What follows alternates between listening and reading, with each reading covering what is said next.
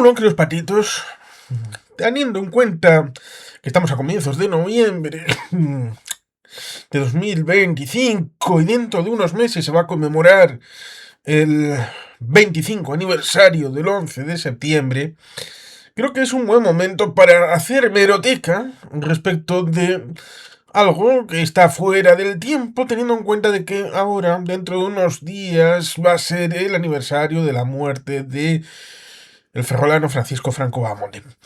Y seguramente habrá gente que se ponga a hacer este tipo de cosas con respecto de lo que sucedió el 20 de noviembre de 1975. Y probablemente sería más interesante si lo cogiera y lo programara para septiembre del 2026, que tendrá mucho foco, pero creo que, dado que la idea la tengo ahora, y los materiales los sigo teniendo ahora, la oportunidad la pintan calva. Y por lo tanto, vamos a hacer una semana con hemeroteca, día a día, de lo que supuso en fuentes en papel del momento, de prensa diaria de ese momento del 11 de septiembre en adelante, lo que supuso la información que circulaba en aquel momento a través de estos periodistas, en un momento en el que seguramente las circunstancias hoy han cambiado y que nos encontraríamos con un alejamiento suficiente para que gente que puede que ni siquiera haya nacido en el momento o era muy joven vea cómo se hacía periodismo todavía en el 11 de septiembre de 2001. En primer término voy a coger solamente dos materiales, solo dos, de ese día 11. Uno que no vais a poder ver porque está en algo que se llamaba cinta de VHS. Y otra, el periódico más vendido de Vizcaya, como es este, El Correo, con esta portada que se quedó vieja seguramente en el primer momento en el que se imprimió con la cuatricomía en las imprentas, creo, de la zona del Valle del Chorierri. Una vez, en el colegio, nos llevaron a visitar las imprentas del Correo, lo cual resulta ciertamente curioso porque nos pusieron un vídeo allí acerca de un hipotético competidor del Athletic Club. Supongo que para inducirnos la idea de que si era absurdo que hubiera un equipo competidor del Athletic Club, ¿por qué iba a competir alguien con el líder de prensa escrita en Vizcaya?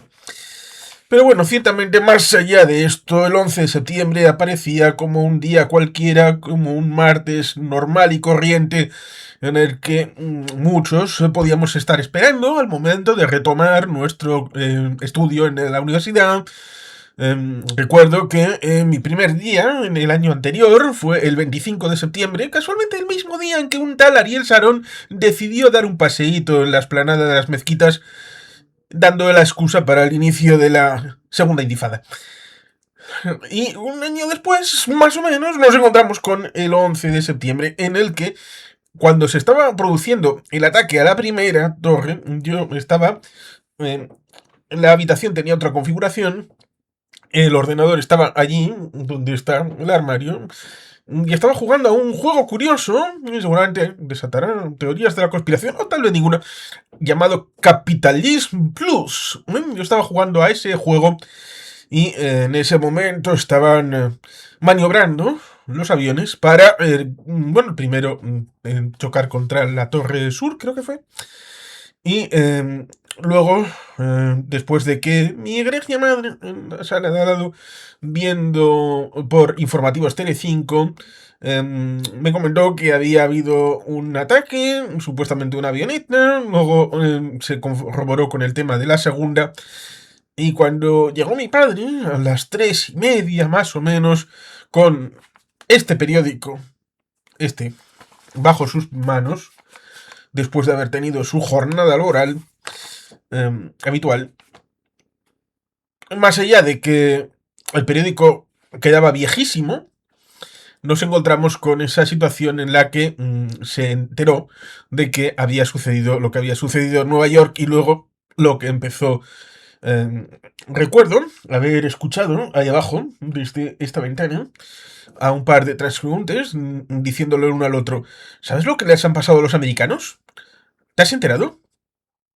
Esa misma tarde teníamos que ir a la campa Basarrate con Amama, con mi abuela materna, mm, habían quedado así o se les ocurrió, no sé, estas cosas que, bueno, pasan. Y estuve en la misma habitación en la que en 1983 pasé la noche de las inundaciones en agosto del 83, las inundaciones de Bilbao. em, con lo cual resulta curioso porque había pasado ya algunas noches en esa habitación que estaba entrando por la casa, la segunda mano derecha. La primera era de Mamá y Tito, la segunda es la que yo alguna vez he utilizado siendo más jovencito. Tiene mm, una cama plegable en un mueblecito. Y ahí estaba una mesita camilla con una televisión. Y ahí ese día, el 11 de septiembre, lo pasé pegado a la televisión viendo el canal de Antena 3 y explico por qué el de Antena 3 a través de esa televisión, porque puse a grabar en mi vídeo aquí Radio Televisión Española a partir y hice esta es una cinta que grababa 4 horas. Ahora mismo no tengo ningún reproductor de... Bueno, sí tengo aquí un VHS, pero hace tanto que no lo utilizo, aquí sí que no sé si será funcional o no a estas alturas.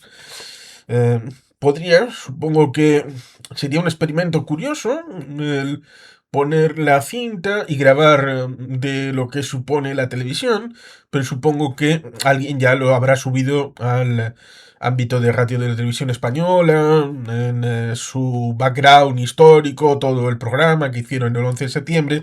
Pero bueno, aquí tengo la nota que puse, martes 11 de septiembre de 2001, ataque sobre Estados Unidos, grabado entre las 4:20 y las 20:35. Las 4:20 fue la hora en la que salimos de casa en dirección hacia la Campa Basagate a estar con mi mamá, con la abuela materna, y hasta que terminó, porque esto era así, hasta que llegué al final de la cinta y tengo aquí grabado esas primeras reacciones, lo cual resulta interesante respecto de una visión hemerotetística de la hemeroteca, pero que en buena medida debido al decalaje de la información en la publicación al día siguiente, a partir de mañana vamos a ir viendo día a día lo que supuso esa situación. Pero lo interesante de ver lo que había pasado el día 11 es ver el periódico del 11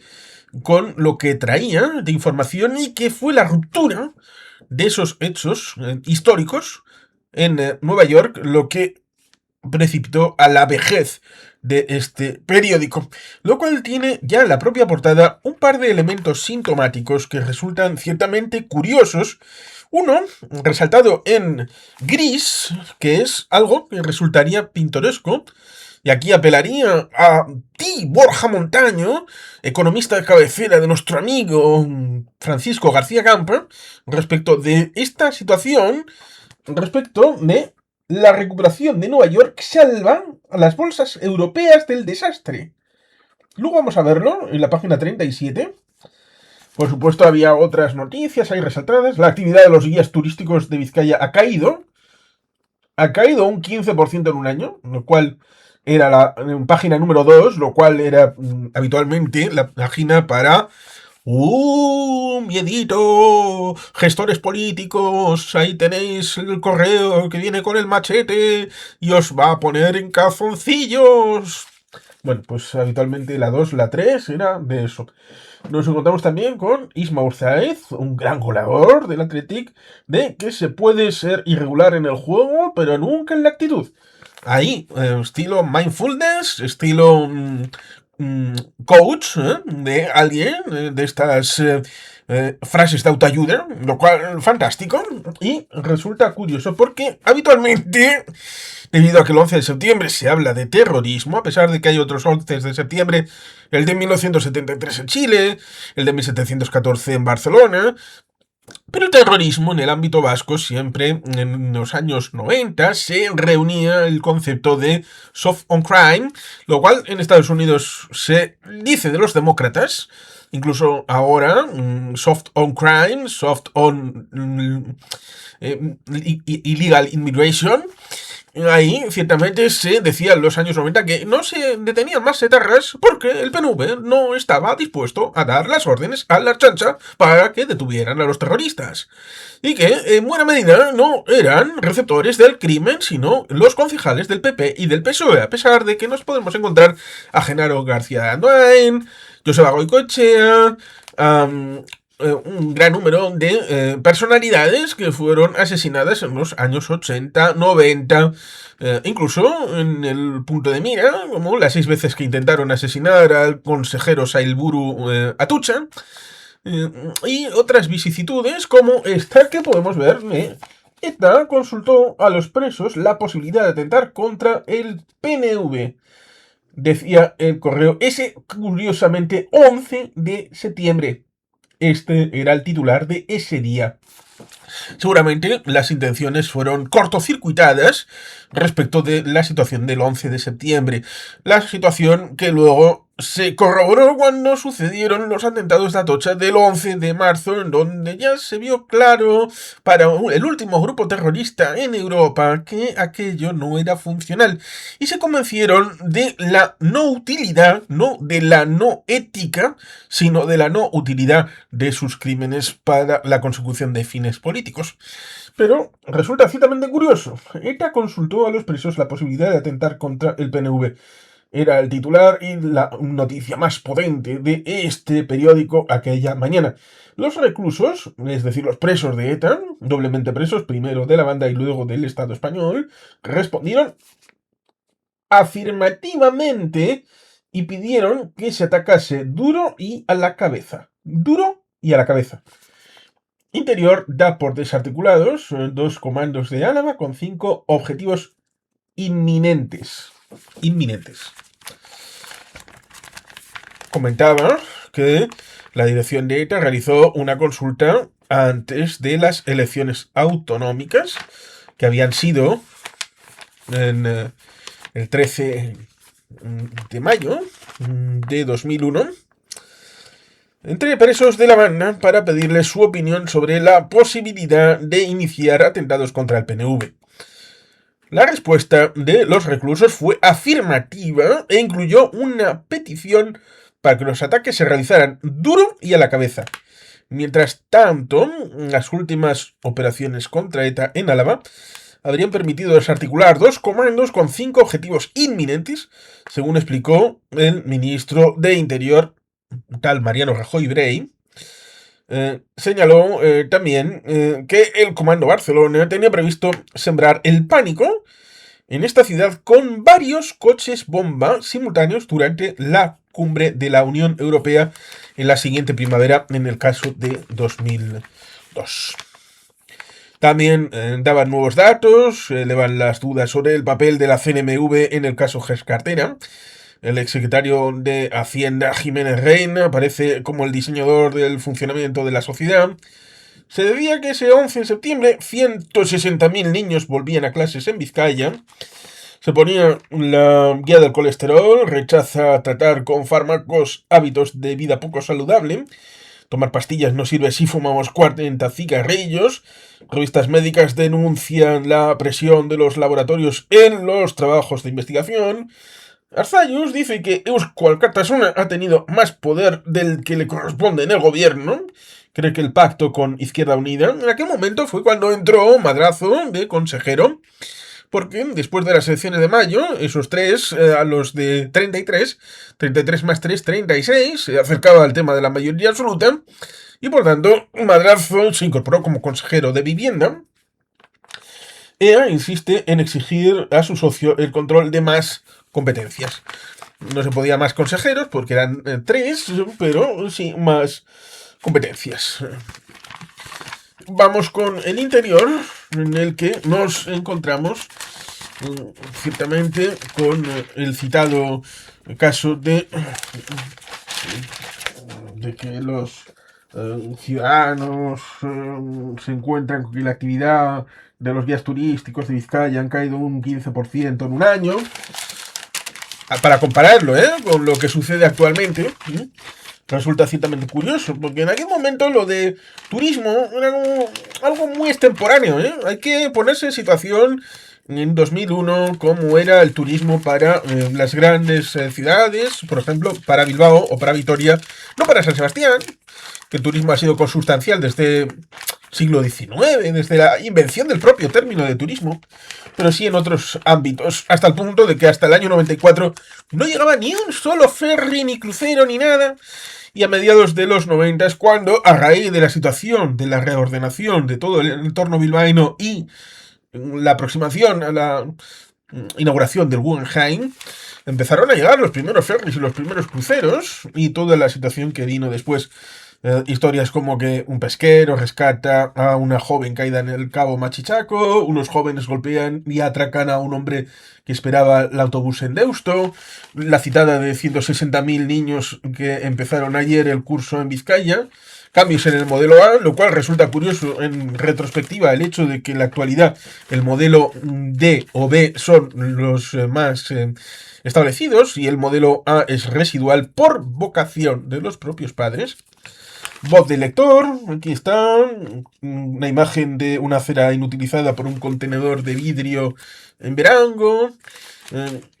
Luego nos encontramos con aumentan las curas realizadas por la Cruz Roja durante las fiestas en la comarca. Chema Izaguirre, de este Guecho. Chema, en paz descanses. Bueno, ciertamente nos encontramos con publicidad del Club de Lector. Un montañero de Llodio desaparece mientras escalaba en Ecuador. Villalobos dice ahora que los controles funcionaron en la crisis de la hemodiálisis. Este tipo de crisis olvidadas por el tiempo. Villalobos, debía de ser Celia Villalobos. Y bueno, pues el juez rechaza la petición del fiscal de aislar al jurado en el caso Banikov, que fue un caso en el que la justicia no funcionó. No funcionó. Rodríguez Menéndez conoció a su mujer en un servicio de prostitución. Bandas muy sonoras, una asociación que defiende en Euskadi la calidad de vida afirma que el elevado sonido en los cines perjudica la salud. Pescadores españoles contarán con el mejor barco sanitario del mundo. Renfe trasladará a los revisores al servicio de atención al cliente en tierra. Bruselas pide a España que evalúe el impacto ambiental del Plan Hidrológico Nacional. En los años siguientes pasaron cosas, y hay algún vídeo que se refiere a eso, alguna manifestación en Zaragoza, etc.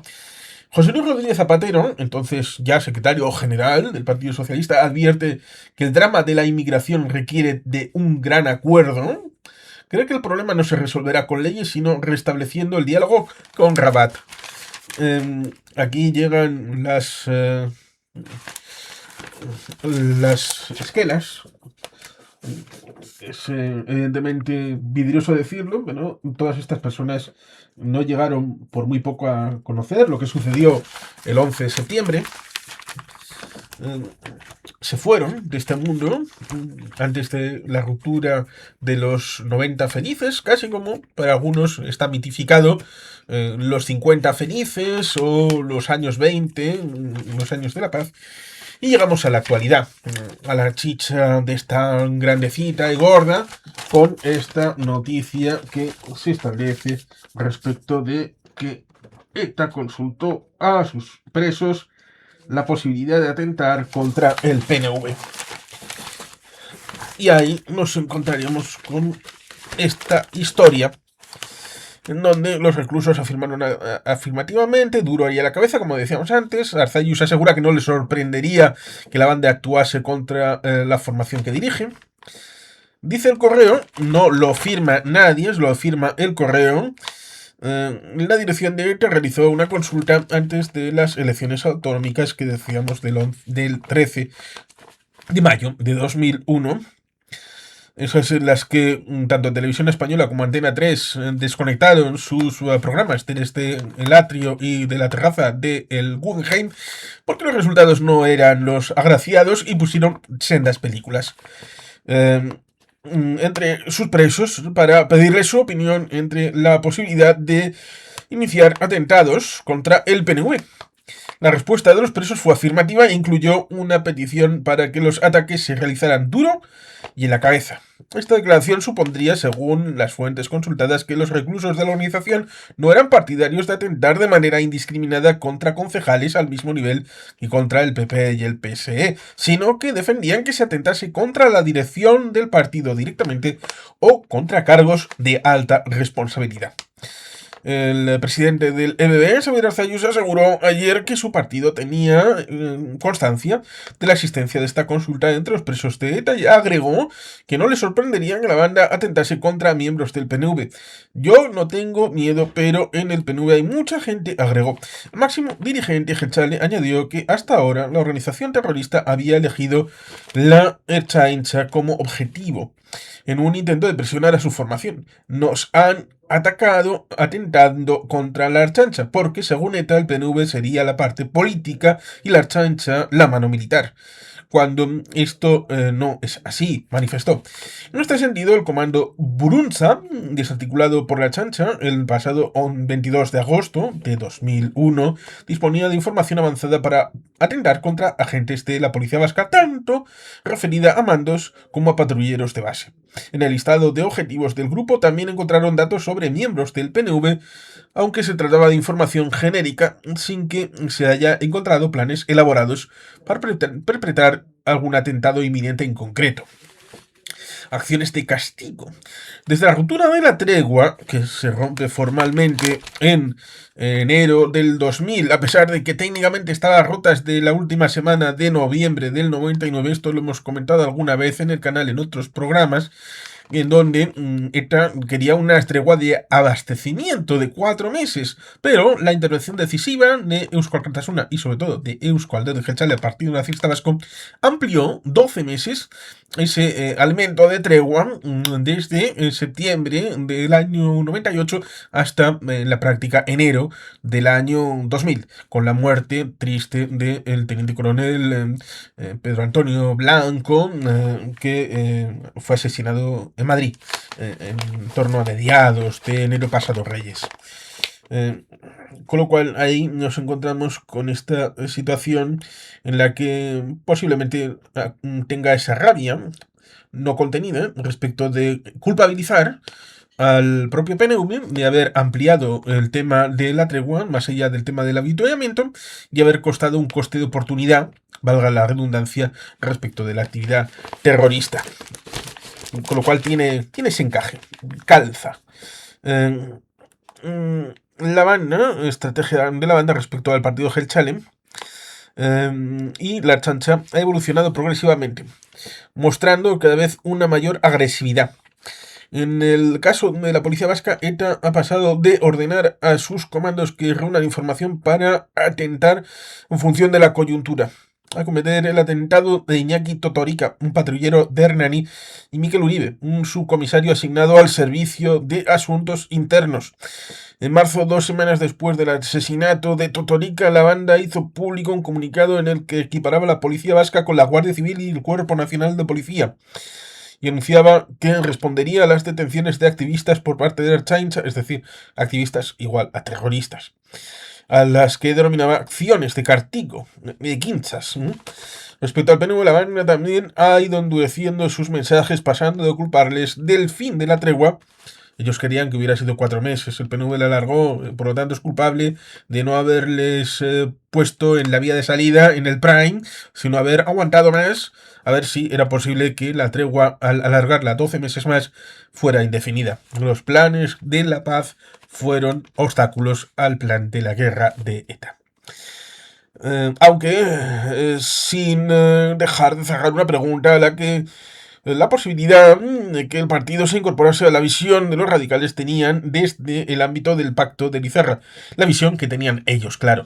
Luego nos encontraremos con una cosa curiosa, donde una Isabel San Sebastián o incluso Jaime Mayoreja dijeron aquello de ETA mata, pero no miente.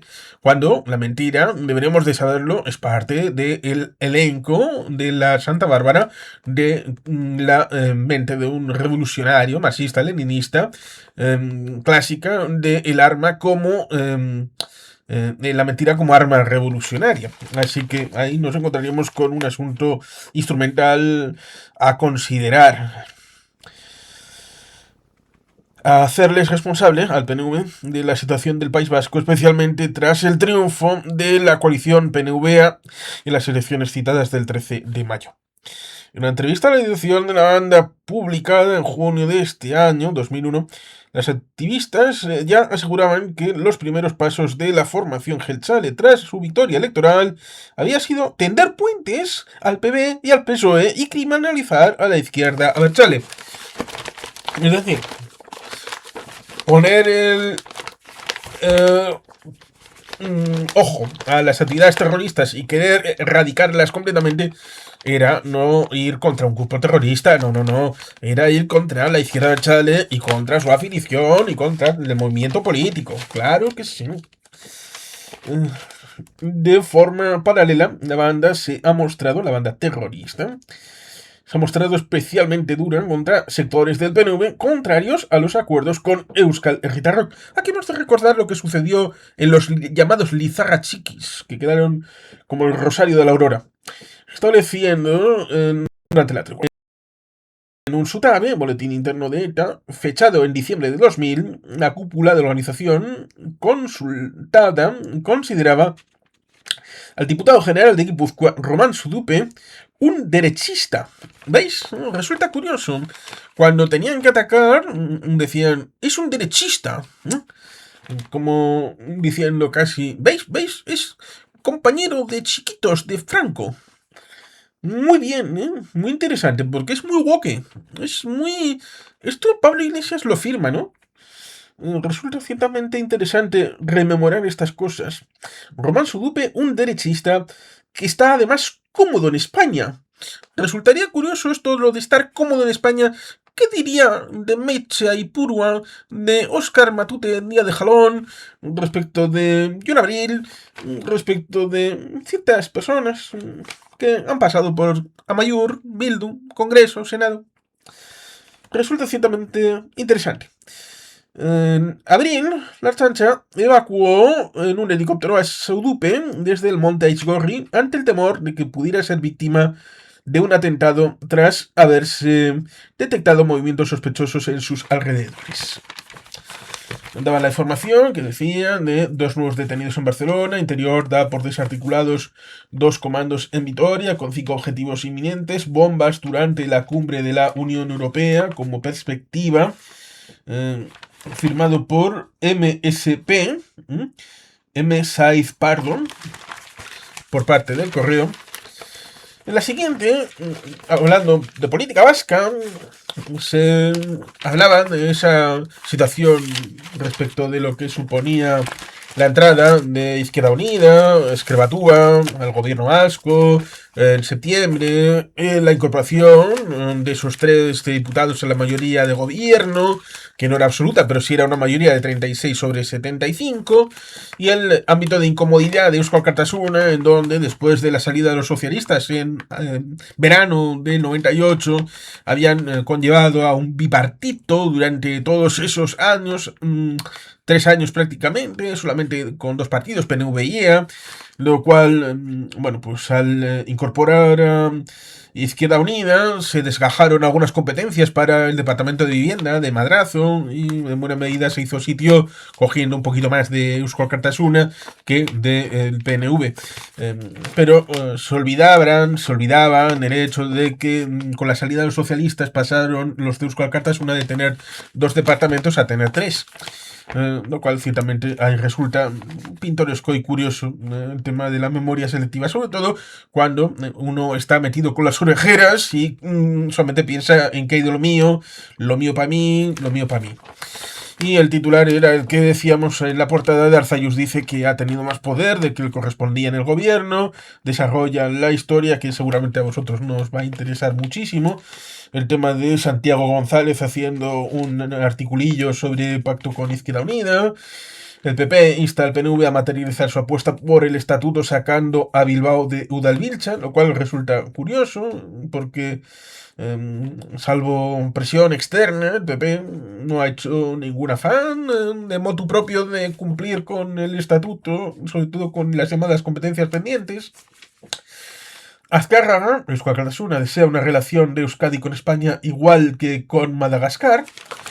Titulares curiosos que quedan para la historia. PNV y EA apoyan una moción que culpa de la muerte de un edil de Euskal Herritarrok a la dispersión. Atacan con un artefacto una oficina inmobiliaria en el País Vasco francés. El propietario es el alcalde del municipio, un antiguo independentista que se presentó a las últimas elecciones como independiente. Fernando Iturribarría, corresponsal en París, comenta que una agencia inmobiliaria de Saint-Jean de Pied-de-Port sufrió un importante material dañado y, en consecuencia del fuego provocado por el lanzamiento de un artefacto incendiario en su interior. La policía gala atribuye el atentado, quinto de estas características cometido desde el pasado 28 de julio en la región, a grupos radicales practicantes de la Kale Borroka.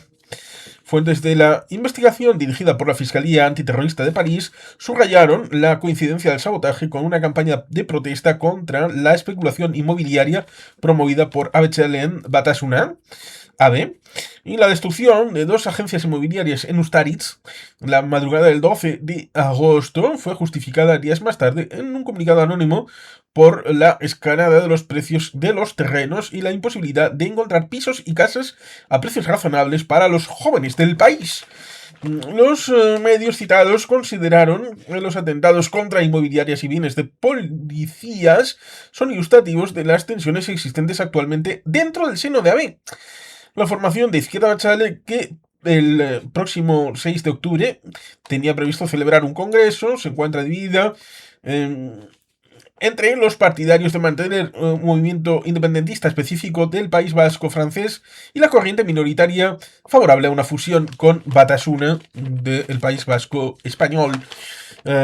Político Abertzale, la agencia inmobiliaria Erlea, atacada en Saint-Jean de Pied-de-Port, es propiedad de Jean-Pierre Indaburu, alcalde del municipio vasco francés de Irisari.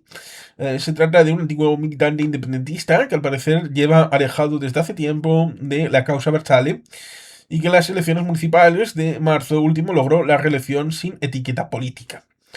En la madrugada del pasado sábado, el domicilio y dos vehículos de un aduanero también fueron blanco de ataque de cócteles Molotov y Nitsatsu. La mujer del funcionario vio por la ventana a dos personas escapar del lugar a bordo de una motocicleta. Los radicales usaron 56 cócteles Molotov en Mondragón. Mendiluce apoya el foro de El Carri. Landaburu seguirá en el País Vasco. Gorka Landaburu, herido en mayo en aquel atentado de 2001, en un atentado, dijo que seguirá viviendo en Euskadi y anunció que volverá al trabajo en unos 15 días. Tuvimos a Gorka en un conversatorio. Y si puede ser, volverá, si es posible. Aznar reclama a sus embajadores una política exterior más activa y ambiciosa. El Poder Judicial exculpa a los jueces de Marbella del robo de los sumarios, lo cual resulta ciertamente curioso retrospectivamente y con lo que ha seguido sucediendo en Marbella. Recordemos que todavía entonces le faltaban como 5 años para explotar el caso mediáticamente y judicialmente. El diario El Correo pone dos editoriales de servicio exterior y de mantener la esperanza, lo cual resulta curioso. Vamos a ir con el tema de lo de mantener la esperanza. Bueno, porque más allá de eso de que se han reunido los embajadores y todo esto, mantener la esperanza viene con lo siguiente. El gobierno israelí atinadamente no ha cancelado el encuentro Pérez-Arafat después del domingo sangriento. Coherente, el ministro israelí de Exteriores pidió que se mantuviera la agenda con Arafat porque la cita no estaba sujeta a ninguna condición previa. De ser así, no se celebraría nunca. Estas palabras contienen un mensaje a su propio primer ministro, quien rechaza todo el diálogo con los palestinos en tanto no se recupere una calma absoluta sobre el terreno. Ariel Sharon ha llegado a un acuerdo con Pérez para que éste trate con el líder palestino exclusivamente de un alto el fuego duradero para aplicar la primera fase del informe Mitchell. Pero se da por seguro que los interlocutores hablarán de todo, asuntos políticos incluidos. Javier Solana y la Unión Europea están persuadidos de que al final habrá entrevistas, 3, y la última tendrá como marco la ONU, que abre a final de mes su Asamblea General. ¿Hay alternativa a este procedimiento? ¿Cree alguien seriamente que esta guerra no declarada puede tener un desenlace militar? La evidencia de que no es así debiera introducir realismo entre los beligerantes. Sharon está descubriendo que su pretensión de liquidar el asunto como si fuera una crisis de orden público fracasa. Y Arafat ve con aprensión que el islamismo gana fuerza y militantes fanatizados a falta de progresos. Paz por territorios, resoluciones de la ONU, negociación global son las líneas de solución que marcaba el comunicado de la cumbre euroamericana de Gotemburgo. Pequeños detalles, hablando de poco democrático, ya en 2001, hablando de que no hacía falta esperar al recuento de votos en Bielorrusia para la comunidad internacional llamase la atención a su reelegido presidente, sobre la forma poco democrática de ganar las elecciones, marginar a los partidos de oposición en los medios públicos, presionar a la prensa independiente, restringir los derechos de los contrincantes, sobre todo la necesaria organización de mítines. El reinante... Bueno, el remate fue un recuento hecho casi en la intimidad, el 75% de los votos que Lukashenko ha conseguido no convencer a Europa. Esta senda no lleva a la democracia. Es interesante este tipo de breves, porque a veces se encuentran este tipo de referencias que tienen explicación para la posteridad. Luego nos encontramos con algunos artículos de opinión. Por ejemplo, aquí Agustín Yáñez La Vega con Vida en el Universo, María Maizcurrena con Migraciones, Susperregui, mira, qué simpático, me suena, decano de la Facultad de Ciencias Sociales de la Comunicación, la humanidad antes que la información. Solamente que sería bien interesante, pero vamos a ir pasando. Ricardo Utrilla, el símbolo de las niñas, Federico Abascal, juicio político anticipado, y las cartas de Daniel Andrés Álvarez, Gerardo Hernández Roza y Carmen T. Rodríguez Marswatch, acerca de algunos elementos. Luego nos encontramos con Mundo. Y el Mundo nos abre con 2 páginas de la Unión Europea presiona a los palestinos e israelíes para adelantar el encuentro entre Arafat y Pérez. Enrique Vázquez habla de un análisis con empate técnico. España apuesta fuerte por la paz. Tel Aviv aísla a los árabes del Valle del Jordán. El ejército impide la circulación de coches palestinos por la principal carretera de la región. Soldados hebreos disparan contra un puesto policial y matan a un agente. La OSCE dice que las elecciones bielorrusas no han sido limpias. Italia diseña un sistema de radares para controlar la inmigración en sus costas. Resulta ciertamente curioso respecto de lo que ha sido en estos 25 años después el tema migratorio, y que en los años 90 la dirección de apuntar por el tema migratorio miraba hacia Albania, lo cual resulta ciertamente curioso. Los laboristas noruegos logran su peor resultado electoral desde 1909 según los sondeos. El ministro de Defensa alemán reitera su negativa a dimitir. Parecía que pasaba algo por ahí en el tema alemán. Skopje aceptaría una nueva misión militar tutelada por la ONU. Hemos de recordar que en aquel momento Javier Solana se desplazó un mes a vivir en Skopje porque había unas tensiones con el tema de la minoría albanesa en la hoy conocida como Macedonia del Norte. Y se especulaba incluso de que después de la situación de guerra del 99 en Kosovo, podía rebrotar en una guerra, y los titulares en ese año 2001, cuando se produjo esa estancia de un mes de Javier Solana, es decir, en los prólogos de esa situación, fueron muy intensos, muy intensos. Lo digo porque luego el manto de silencio y el olvido nos lleva a, bueno, pues en 2001 en Macedonia del Norte no pasó nada, pero cuando uno mira la hemeroteca y profundizan, se encuentra con cosas que dicen, ahí va, cómo estaba de calentito el tema cuando es la fecha de los autos. Con lo cual ahí, cuando dice el gobierno asegura una paz alimentada por las fuerzas desplegadas por la OTAN, no sería realista, sino completamente artificial. Resulta ciertamente algo que a la posteridad, pues sí, no pasó nada. Pues tal, no hubo consecuencias. Pues, entonces, en realidad era puro paripé, puro teatro, y nada, nada. Exhuman 40 cadáveres de dos fosas comunes en Bosnia. Un ex alto mando yugoslavo dice que Belgrado le soborna para que inculpe a Milosevic. Esto de los magufos diciendo, no, no, Milosevic, limpio, limpio. Sobre todo porque en el año anterior, en el 2000, había habido el tema de la revolución de colores. Y habían depuesto al gobierno porque había hecho pucherazo. Milosevic se le olvida a la gente que hizo pucherazo en el 2000. La gente lo vio y dijo, no, chavo, no, no, no. Y cuando hubo un nuevo gobierno, cogieron al Milosevic y dijeron, ah, en La Haya le queréis. Os lo ponemos con un lacito y os lo entregamos. Esas historias en el orden correcto.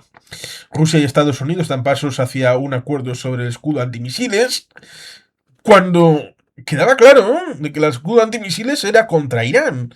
Luego los rusos que insultaban a los norcoreanos, que insultaban a los iraníes, les veían con un peligro.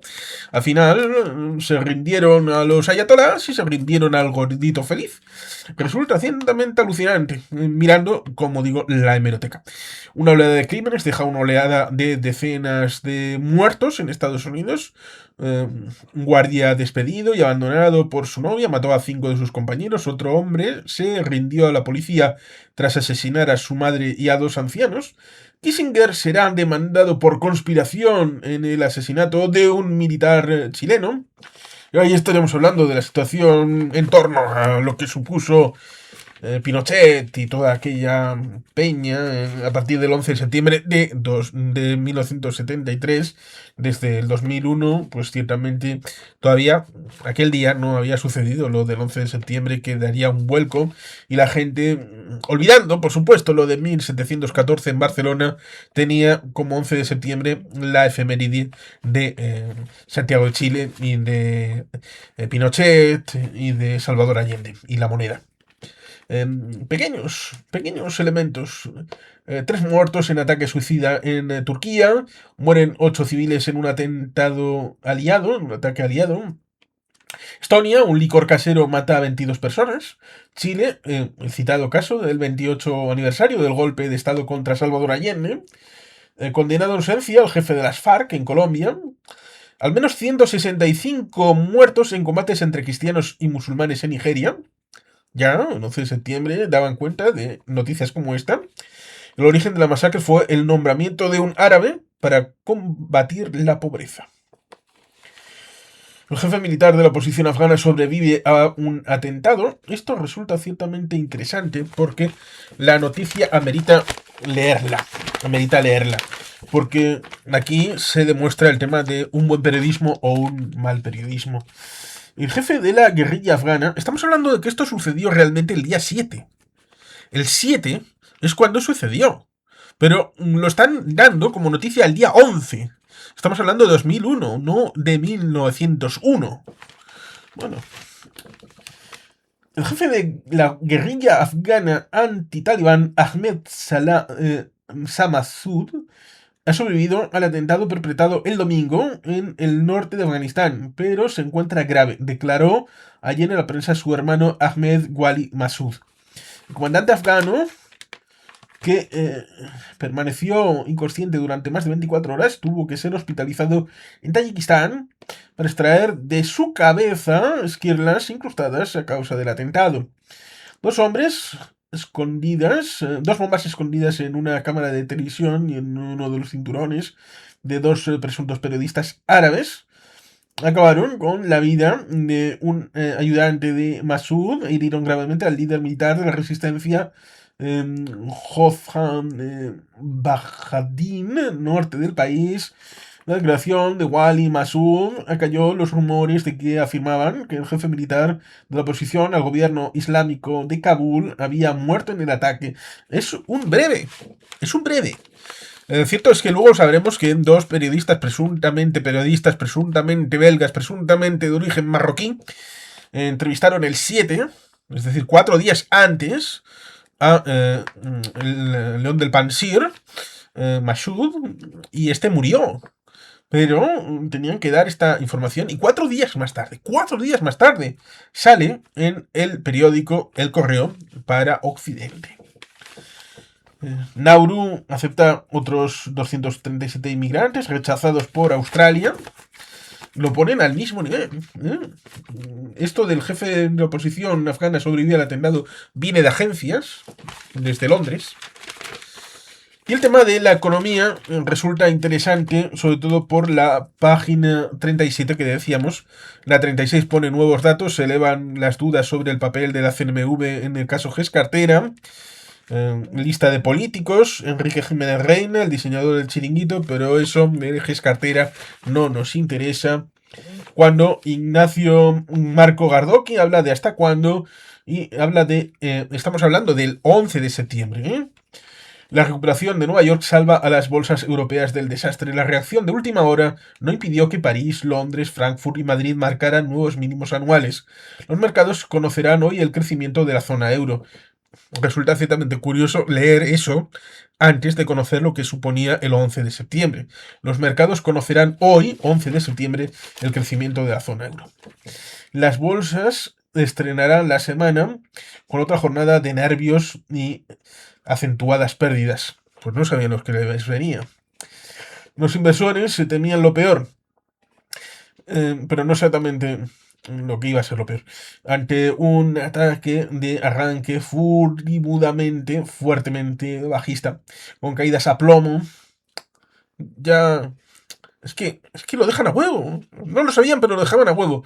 ¿Qué cayó a plomo ese 11 de septiembre? Dice aquí de los valores refugio. Pero la sesión evolucionó de menos a más. La inflexión al alza que registró Nueva York poco después de su apertura sirvió para atenuar los recortes, pero no impidió el cierre de números rojos de los principales indicadores de París, Londres, Frankfurt y Madrid. Madrid, el IBEX 35 marcó su cuarto mínimo anual consecutivo tras perder finalmente un 0,6% y quedar en 7.678,70 puntos, el mínimo nivel que tenía en plena crisis financiera asiática en 1998. Desde comienzos del año ha perdido un 15,7%.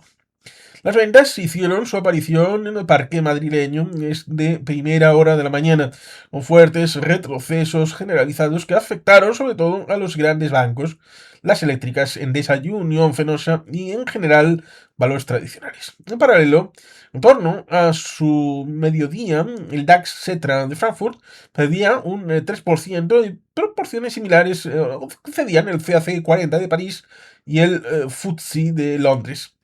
Los expertos atribuyeron a la desconfianza de los inversores al recelo que sienten ante la evolución de la economía europea. Este miércoles se conocerá, es decir, el 12 de septiembre, este miércoles se conocerá la variación del Producto Interior Bruto de la zona euro.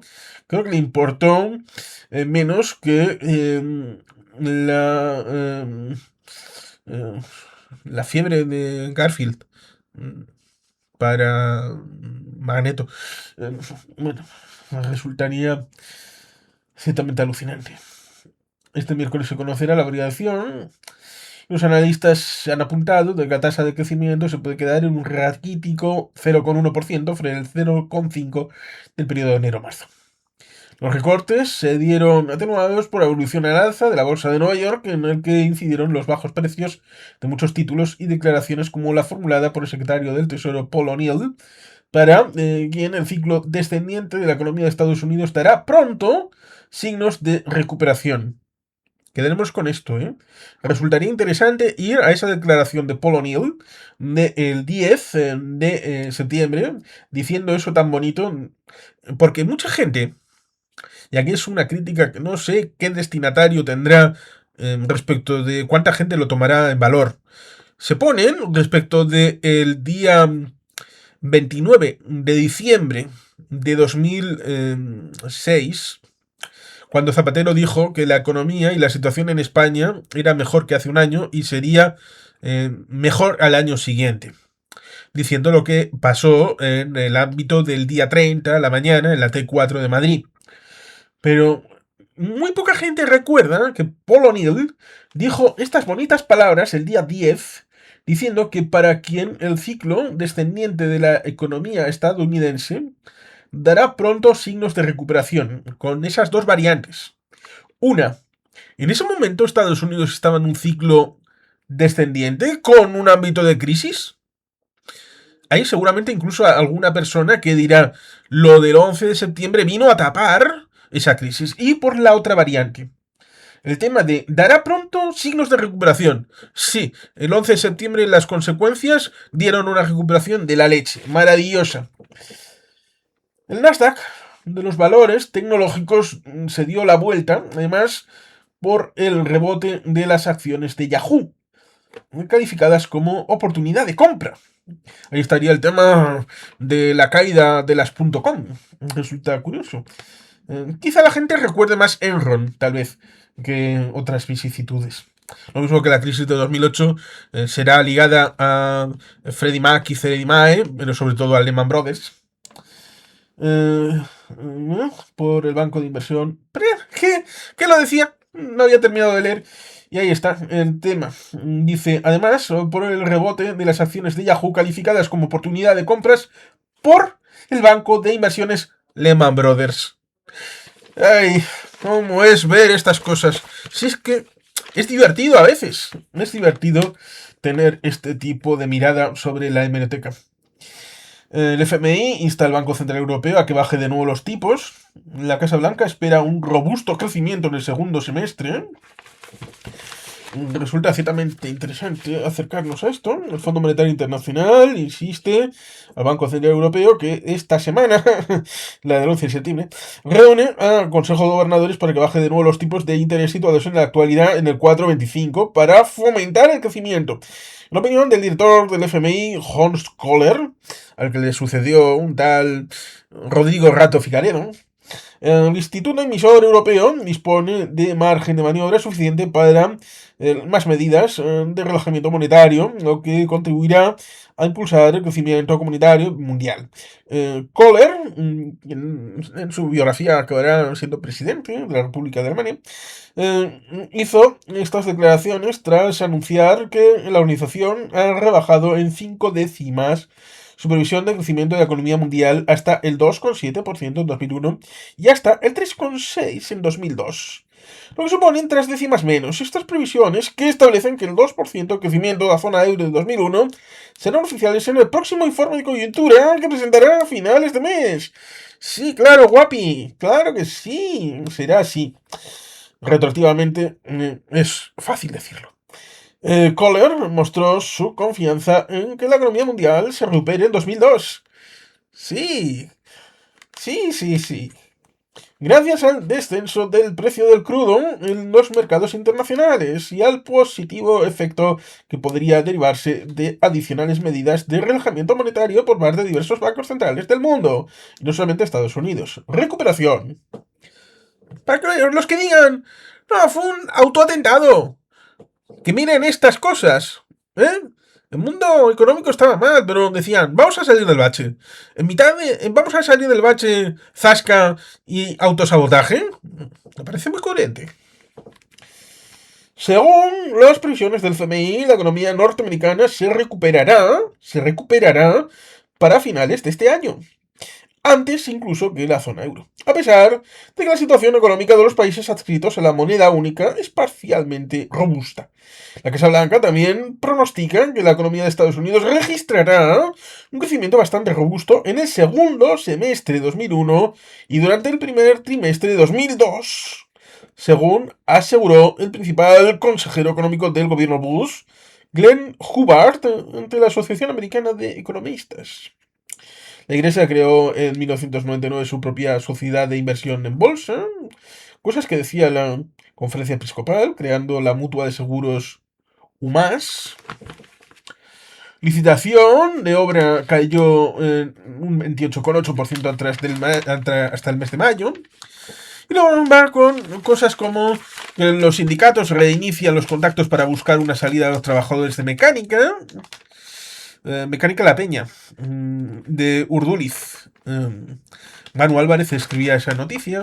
El grupo francés de artículos de lujo Pinol Printemps controlará la italiana Gucci. La recaudación de la seguridad social creció un 9,8% hasta junio. Lo ponían un breve, pero claro, ahí estaba la cosa. Comisiones Obreras pide garantías de que los convenios se apliquen en la pequeña empresa. Las ventas crecen un 2,4% en Euskadi, subida del 5% en el convenio de gasolineros. El beneficio aumenta el 13,5% en el ECNOR. Satisfacción sindical por una denuncia en Estados Unidos del fraude de Sintel.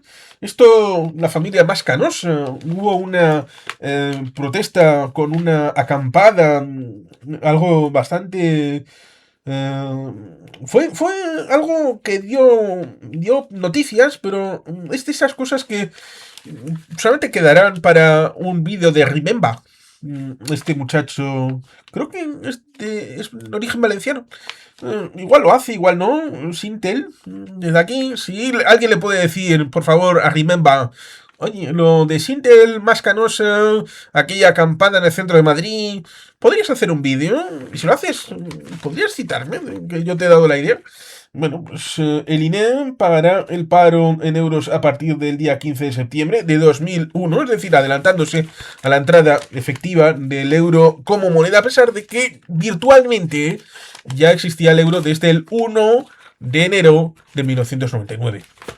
En deportes, entrevista a Isma Urzaiz, resulta ciertamente interesante porque aquel 11 de septiembre había jornada de Champions. Una jornada de Champions que no se detuvo. Se jugaron los partidos de Champions aún habiendo habido el atentado del 11 de septiembre en Nueva York, en Washington y en Pensilvania. Lo cual ciertamente quedará para la historia. Para la historia. Lo de la situación de la frase de coaching y de se puede ser irregular en el juego pero nunca en la actitud. En una entrevista a doble página, el Madrid se conjura para mejorar su juego hoy en Champions. El Mallorca llenará su estadio en el bautismo en la Liga de Campeones. Un día triste para la historia, porque, bueno, pues es evidente lo que pasó ese día. José Luis Corta, Orio tiene que asumir su error y pedir perdón. Un Orio que este año ha ganado la Liga ACT, la Liga de Traineras. A Roma en el furgón de cola. Discuten el Celta para lanzar los penaltis. Sabino niega que insultase al árbitro. El Betis del Opera anuncia un fichaje sorpresa. Caminero estrena su cuenta con la mano. El Mallorca bautiza ante el Arsenal en la Liga de Campeones. La jornada era un Roma-Real Madrid, Lokomotiv Anderlecht, Liverpool Boavista, Dinamo de Kiev Borussia de Dortmund, Schalke 04 Panathinaikos, Mallorca Arsenal, Nantes PSV Eindhoven y Galatasaray Lazio. Gran recibimiento, selección en barajas. La ULE pretende crear una nueva liga. José Mari estará 3 meses de baja, delantero español del Milán. Menorca acogerá la Olimpiada de 2004 de ajedrez. Brizuela vende el Rally Spring Motor Racing de Rally. Pete Sampras no he pensado en la retirada por haber perdido la final. Se refiere al US Open. La entrevista corta, que acaba de dejar definitivamente en 2025 el tema del remo profesional. Castro y Orio, rivales en el agua también entre aficiones. El Kelme rentabiliza el miedo, tercera etapa de la Valladolid-León. la construcción imposible de un sprint. Bueno, era la Vuelta a España en su tercera etapa y la cuarta iba a ser entre León y Gijón. Pidiendo disculpas. Leyó a 3 Padura 0 y luego clasificados. Mensajes clasificados durante una página, 2 páginas, 3 páginas, 4 páginas, 5, 6 páginas,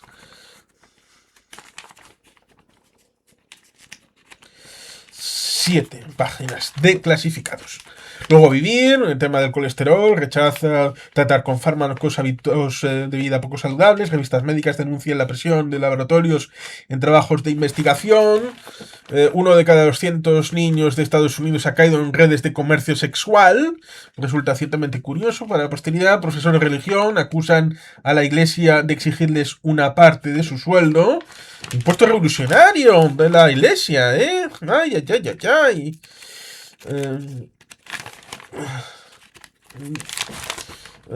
Infectados, diarreas, desarreglos intestinales aparecen ligados al verano, un tiempo en el que el agua pierde parte de su calidad, aumenta el calor, realizan viajes. Recuerdo a Paco Rabanne, reúne a grandes nombres. Bueno, pues ahí está, homenaje al actor fallecido, que tampoco llegó a conocer el 11 de septiembre.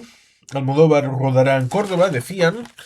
Mis fans me pedían más piano y lo único que he hecho es complacerles, dice Elton John, que recupera Songs from the West Coast. Bueno, pues ahí está. Sabina publica 100 sonetos, contenido autobiográfico.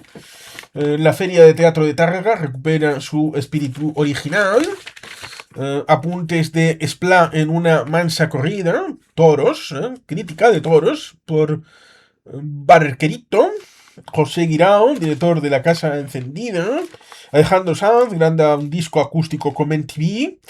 La RAE lamenta la polémica con el valenciano. El presidente de la Real Academia Española de la Lengua, Víctor García de la Concha, manifestó ayer respecto al debate suscitado por el documento provisional que elabora la Consellería de Educación para modificar el currículum de la asignatura de Lengua y Literatura Valenciana, que la guerra de las lenguas es siempre mala porque la literatura tiene una dimensión universal.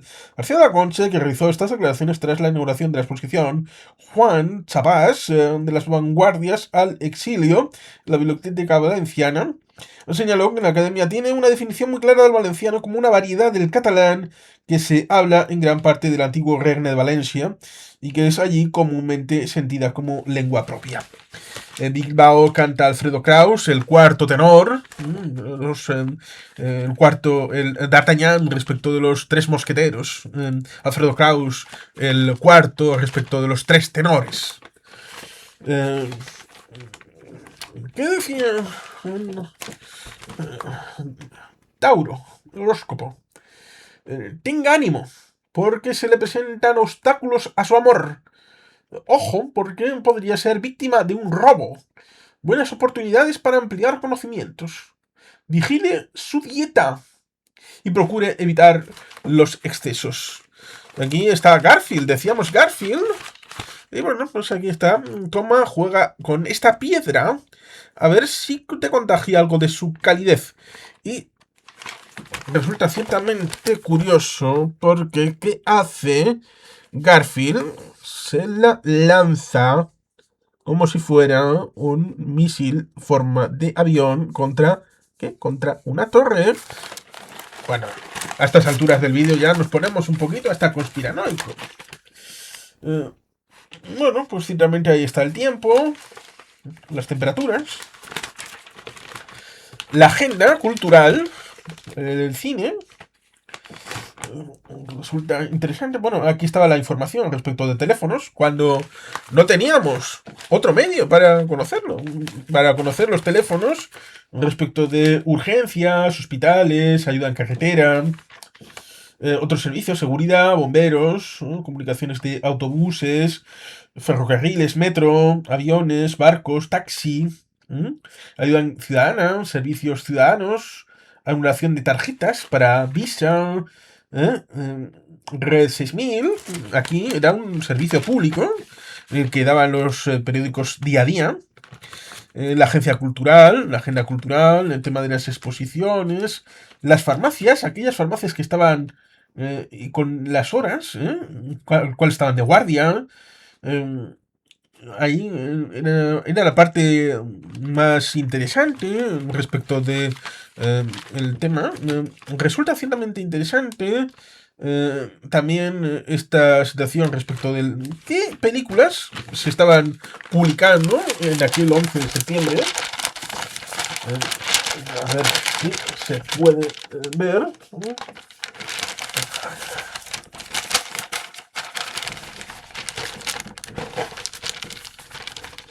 Aquí enseñando a Cocodrilo Junior, ¿no? Cocodrilo Dandy en Los Ángeles. No se van a ver mucho, pero voy a mencionarlas. Y si alguna es conocida para posteridad, digo algo más que solo mencionarla. Tenemos Al ataque de Robert Guédiguian, Cocodrilo Dandy en Los Ángeles. Segunda parte. Esta es la Cocodrilo Dandy 2. Creo que la tenemos comentada en el canal. Creo que sí. Si es la 2, sí. Segunda parte de un gran éxito taquillero tras un matrimonio, Mick que vive en Australia con su hijo. No, esta debe ser una tercera parte que se hizo un tiempo después, pero ahora mismo no podría jurarlo. Es que tengo una de Cocodrilo Dandy 2 en el canal. Conspiración en la red, con... bueno, esta no es la de Sandra Bullock, sino de Peter Howitt con otros actores. Cut, de Kimber Randall. Destino de Caballero, con Heath Ledger, bueno, pues, tiene sus fans. Doctor Little 2, con Eddie Murphy.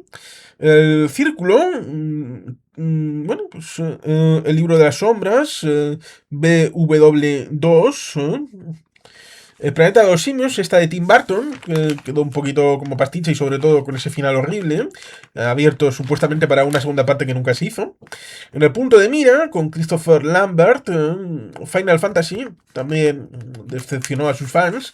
Hacerse el sueco, la banda del patio, supongo que es mejor ver la serie con el patio y el viejo roñoso. La mugre y la furia, Los otros de Alejandro Amenábar, rodada en parte en Cantabria. Lucía y el sexo de Julio Medem. Marujas asesinas, mentiras, nadie es perfecto. Nueve reinas, esta película de Ricardo Darín, Argentina. Shrek, esta sería probablemente la mejor de todas las películas que están en esta cartelera.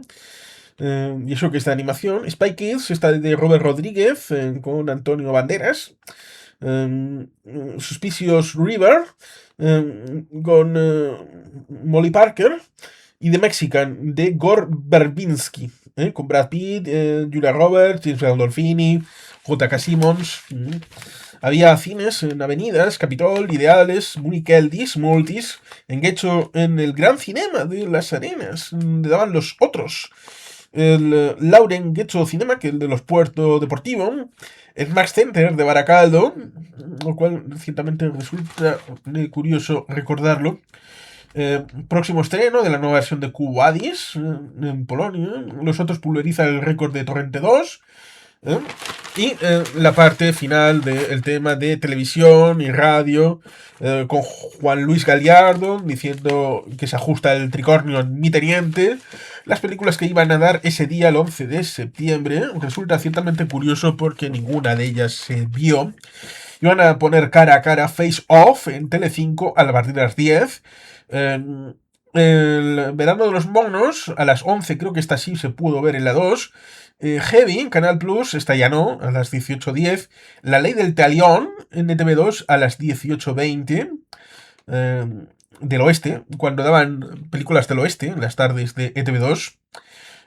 Little Boy Blue en ETV2 a las 21:45. Falsas apariencias iban a dar en Canal Plus a las 22:40. El efecto dominó Trigger Effect a las 23:50 en Antena 3. Bowfinger, el pícaro, en Canal Plus a las 0:18. Caza Humana con Aaron Norris en Telecinco a partir de la 1. Y un Ángel sin alas a partir de las 3:20. Resulta interesante eso, ver cómo la parrilla se fue al carajo, literalmente, en ese 11 de septiembre. En donde, ¿qué iban a dar? Pues nos encontramos con que la tarde iba a ser Vuelta Ciclista a España en la 1 de Televisión Española. En la 2 iban hasta las 16 horas, iban a dar la vuelta, en cuyo caso se iba a migrar a la primera de Televisión Española. En aquel momento de la mañana daban el primer café, pero luego de buena mañana y daban un poquito de Farmacia Guardia y de Sabrina y de la niñera antes de las noticias. Luego daban Yo soy Betty, Sabor a ti. Nos encontramos con Telecinco que daban al salir de clase después del informativo de Telecinco que lo daban a las 14:30. Por supuesto, ese día no dieron al salir de clase ni nada personal, ni esencia de poder, ni historias de hoy. Y en TV2 nos encontrábamos con La cocina de Pedro Subiján a la 1, La niñera, y luego a las 14:05 y hasta las 3 daban El príncipe de Bel-Air, lo cual resulta ciertamente curioso verlo y recordarlo en ETV2. Y a la tarde, después daban Lo que faltaba hasta las 18:20 y después Cine Western. Y todo eso, como digo, se fue al carajo, se fue por el ducto. La contraportada respecto de Superman cambia de traje. Tras 50 años de aventura, el hombre de acero ofrece el fondo de su mítica S.